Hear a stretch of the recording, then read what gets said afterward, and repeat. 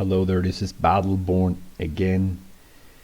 In today's video, I'm going to talk about why you are so important to the narcissistic family if you were the scapegoat, and why you will see this contradicting behavior coming from the narcissist within the family and the other family members that is surrounding the narcissist.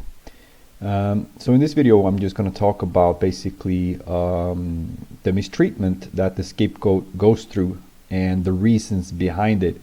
So just to make this a little bit more clear to people that have been scapegoated, and I know that this probably won't help people, and it's not meant to do so either, but the reason I'm saying this is because that it will make it a little bit more easy for you to deal with and to make it not so personal to you. And that is scapegoating is absolutely necessary for a narcissist to remain a narcissist. So the fact that you have been scapegoated, or if you have been scapegoated within a narcissistic family, it is not really as personal as it may seem to you, even though it is on so many levels. You have to just realize that without you within the family, the narcissist could not have remained the narcissist, and they could not have done basically the things they did within the family. So it is crucial for the narcissist to have a scapegoat to function on all levels. And that is important to understand, because when you withdraw or when you go out of the family, you don't give the narcissist that opportunity anymore. A lot of narcissists will seek out different scapegoat targets after the scapegoat leaves. And this is also crucial for the scapegoat to realize, because a lot of scapegoats struggle with guilt and all of these things when they do leave. So you got to just understand that if you were to remain within the family, you would have prevented the narcissist from ever, and that's not to say that they will, but at least if you remain, they will never grow, they will never change. You will prevent that from happening. So when you actually do leave the narcissistic family, you are creating an opportunity for the narcissist as well to change. That's not to say that they will, probably not. Most narcissists do not change when that happens. And of course, the dangers with this is that some scapegoats hope that this will happen, and they will maybe see hoovers from the narcissistic family. You will always see hoovers from narcissists, by the way. So what you will probably experience is the promise of change, that maybe they want you back. And this is the contradicting behavior that I wanted to talk about in this video. Because when you do remain, when you are around the narcissist, all you experience is abuse, basically, pretty much. But when you do leave, they want you back in. They want you to come back. Because what you basically do when you do leave is to take away, let's just call it the floating mechanism for the narcissist. Because when the scapegoat is around, the narcissist don't have to own up to anything. So when you do leave, the narcissist needs to learn to swim on their own, which they never want to do, and they grab onto you. And that's the feeling you will have, like they all of a sudden you become so important to them, and they want you back in. You are the best. Maybe you are the best kid in the world. All these things. They might tell you these great stuff about yourself in order to flatter you, to play with your ego, so that you will go back basically for another round of abuse. That's the whole reason they do it. There is no substance to it. There is no truth to it. They don't really mean what they say.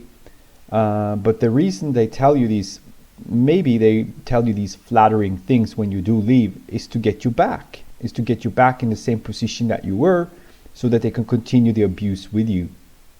So this is the contradicting behavior. And of course, a lot of kids, a lot of children of all parents, but also narcissistic parents, hope that this is true. They hope that the narcissist really means this, you know, that all of a sudden the narcissist have realized that you actually have some worth, you know, to them, because that's a human trait. We want to be thought of as worthy to our parents. You know, most kids do want that. But of course, what happens for a lot of scapegoated children is that they give up on that and they don't really care anymore, or they will stay in this cycle forever, where they just hope to get some small breadcrumbs of recognition, of validation for what they have done, also to the narcissist. Because I do believe a lot of scapegoats feel that without them really in the family, things couldn't really work out. We know this at an instinctual level. We know that, you know, if we weren't present, the family, the wheels on the wagon in the family would stop to turn. So that in itself deserves some recognition, right? But it is all dysfunctional. It is all dysfunctional. That's what you have to realize, that the things you are doing to help out within this family is not helping anyone. It's not helping anyone. It's not helping you as the scapegoat, and it's not helping the narcissist really either, even though it's a quick fix to the narcissist to have someone to blame. And it's not really helping any of the other family members either, because nobody have to see what is really happening, as long as you stay, as long as you remain. So the contradicting behavior that you will experience is especially when you go no contact, because up until then pretty much everything has been about pushing you out, to mistreat you and all these things. So when you then go no contact, you will see the complete opposite of that behavior, usually coming from the narcissist initially. And this is just initially, remember that, because if you don't take the hook, basically, if you don't bite onto this hook, because at this moment it's like the narcissist is trying to fish. It's like they are trying to fish and get you back into the net, so to speak. And if you don't take it, they will quickly change. You will see that these great words they have for you all of a sudden, because they are afraid of losing you, they're afraid of actually having this gap in their function, because if you leave, they don't know who to blame anymore. So that's why they will tell you great things about you. That's why they will hoover you back in, promise you change. Maybe you will also see a little bit of owning up to their behavior, but usually it will be in the terms of, if I did something wrong, or they will not really tell you that what they did wrong to you as the narcissistic parent, but what they will do is say stuff like, if I said something wrong to you, or if I hurt you, maybe they will say they're sorry, but it's not really, probably not, but that's usually how it goes.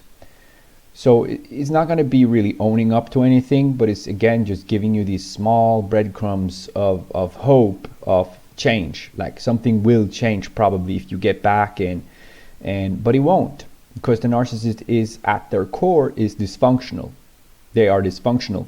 So really, if we're going to go into that in this video, the only possibility of change within a narcissistic family is that you actually leave and you stay in no contact for years and years.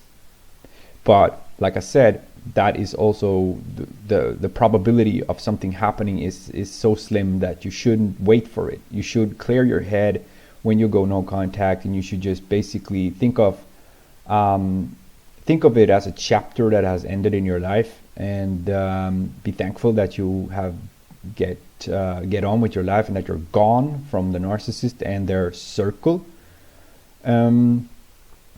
Another thing that is important to remember as well is the family members around a narcissist. They might also take on this behavior that they will tell you that, please come back, we miss you, And think about that just for a second. Like, what do they really miss? What do these people really miss about you? Because there was nothing but, like I said, abuse and shaming and guilt tripping and all these things that is put onto the scapegoat. and ridicule and all these things. So what do these people really miss about you? That's something that people really should think about when they hear these things from the narcissist and their co-abusers, the other family members, so to speak, is what they miss is to abuse you.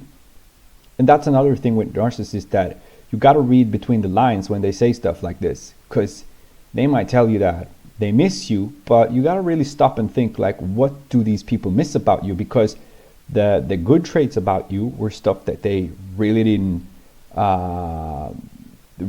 appreciate. So what the only thing that these people miss, and they're not really lying when they say this, because they do miss this opportunity to escape from their own behavior and to don't have any responsibility for their own behavior. So that is truth. Actually, they do miss that part, but they don't tell you what they miss. And this is just like with all narcissists, that they will have these empty words, like they miss you, they care about you, they love you, all these things, but they don't really explain it to you. They can't, because there is no substance to these things they say. But then again, when they say that they miss you, these other family members, they're speaking the truth from their perspective, but not from yours. And just because someone misses you doesn't mean that you should go back to them, because if there were abuse involved, you got to think about what do these people truly miss, like I said. So again, I just wanted to make this video to make it more easy for people that is on the verge of going no contact, or if you have gone no contact from these people, to stay so, doesn't matter, because these people you gotta think of it like they have used all their opportunities, and narcissistic parents have had so many opportunities since you were born to straighten things out, to change their behavior. And usually people don't go no contact like until they are well up into their teens, or probably the earliest, and then maybe some will do it in their 20s and 30s. And think about, like, these people have taken maybe 18 years out of your life, or 20 years or 30 years, out of your life, and then all of a sudden they promise to change. It's not going to happen. Just think about that as well. You got to remain rational, logical when you're dealing with these people. And if somebody really needs 20 years to understand that their behavior was wrong in some kind of way, I mean, that speaks volumes of who you're dealing with. So thank you for listening in, and have a good day.